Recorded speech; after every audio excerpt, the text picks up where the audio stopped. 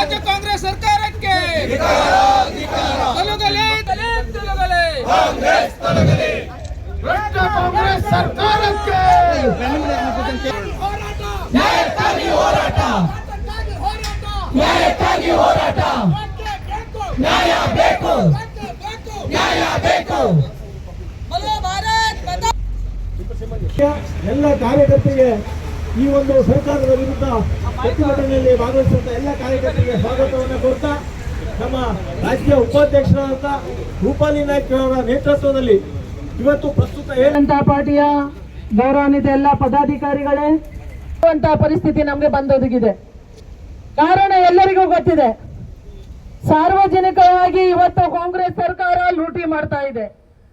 ಬಹಳ ಬೇಜಾರದಿಂದ ಎಲ್ಲ ಜನರು ಹೇಳ್ತಾ ಇರುವುದು ಒಂದೇ, ಈ ಕಾಂಗ್ರೆಸ್ ಸರ್ಕಾರ ತೊಲಗಬೇಕು. ಜನರ ರಕ್ತವನ್ನ ಇರುವಂತ ಈ ಕಾಂಗ್ರೆಸ್ ಸರ್ಕಾರ ಬಹಳಷ್ಟು ಬೇಗ ಹೋದ್ರೆ ಒಳ್ಳೇದು ಅಂತ ಹೇಳ್ಕೊಂಡು ಜನರು ಹೇಳ್ತಾ ಇದ್ದಾರೆ. ಇದು ಭಾರತೀಯ ಜನತಾ ಪಾರ್ಟಿ ಅವರು ಹೇಳ್ತಾ ಇರುವುದಲ್ಲ.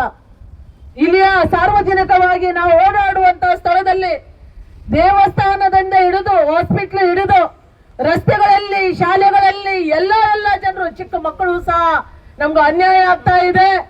ಯಾವುದೇ ತರದಲ್ಲಿ ಇವತ್ತು ಬಸ್ಸುಗಳು ಸಾರ್ವಜನಿಕವಾಗಿ ಓಡಾಡುವಂತಹ ಸ್ಥಳದಲ್ಲಿ ಓಡಾಡಬೇಕಂದ್ರೂ ಕೂಡ ಬಸ್ಸಿಗೆ ಕಾಯುವಂತ 12 ಗಂಟೆ ಕಾಯುವಂತ ಪರಿಸ್ಥಿತಿ ಇವತ್ತು ಈ ಕಾಂಗ್ರೆಸ್ ಸರ್ಕಾರದ ಅವಧಿಯಲ್ಲಿ ಜನರಿಗೆ ಬಂದ್ಬಿಟ್ಟಿದೆ.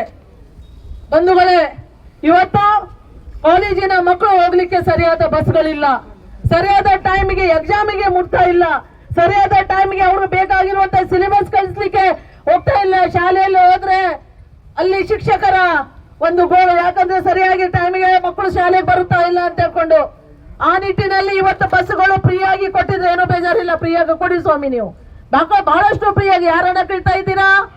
ಯಾರ ಹಣ ತೆಗಿತಾ ಇದ್ದೀರಾ? ಎಲ್ಲಿಂದ ತೆಗಿತಾ ಇದ್ದಾರ ಅಂತ ಒಂದು ತೋರಿಸಿ ಅಲ್ಲ. ನಿಮ್ ಹಣ ಎಲ್ಲಿಂದ ಬರ್ತಾ ಇದೆ ಅಂತ ಜನರು ಲೂಟಿ ಮಾಡಿ ಹಣ ಕಳೀತಾ ಇದ್ದೀರಾ, ಭ್ರಷ್ಟಾಚಾರ ಮಾಡಿ ಹಣ ತೆಗಿತಾ ಇದ್ದೀರಾ.